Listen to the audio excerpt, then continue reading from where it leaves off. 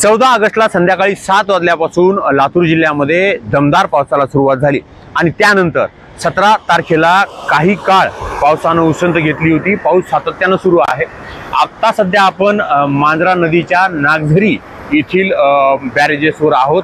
येथील जवळपास 6 दरवाजे उघडण्यात आलेले आहेत या बॅरेजेसचे आणि मांजरा नदी जी लातूर जिल्ह्यामध्ये 145 किलोमीटरचा प्रवास करते धरणापासून ते बॅरेजेस आहेत त्या प्रत्येक बॅरेजेसचे दरवाजे उघडण्यात आलेले आहेत। त्याच पद्धतीने मांजरा धरणाचे 6 दरवाजे उघडण्यात आलेले आहेत। त्याच्यातून सातत्याने विसर्ग सुरू आहे।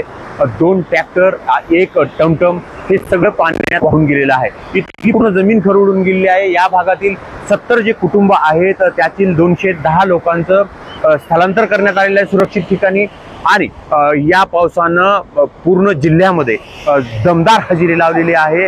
लातूर जिल्ह्यातील मांजरा, रेणा, तावरजा, मन्याड यासारख्या नद्यांवर मोठ्या प्रमाणामध्ये पूर आलेला आहे, पाणी पाहायला मिळतंय आणि एकूणच ही सर्व परिस्थिती पाहता प्रशासन सध्या अलर्ट मोड आहे।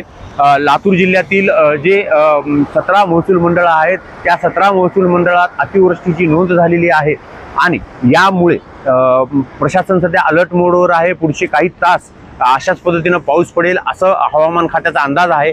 त्यामुळे प्रशासन सध्या अलर्ट मोडवर आहे। आपत्ती व्यवस्थापन विभाग असेल किंवा प्रशासन असेल हे सध्या सतर्कतेचा इशारा गावागावात देत आहेत आणि एकूणच नदी काठची जी गावं आहेत त्यांना सतर्क राहण्यासाठी आव्हान करण्यात आलेलं आहे। शक्य असेल त्याच वेळेस प्रवास करावा, अन्यथा प्रवास करू नये असे प्रकारचं प्रशासन आव्हान करताना दिसतंय।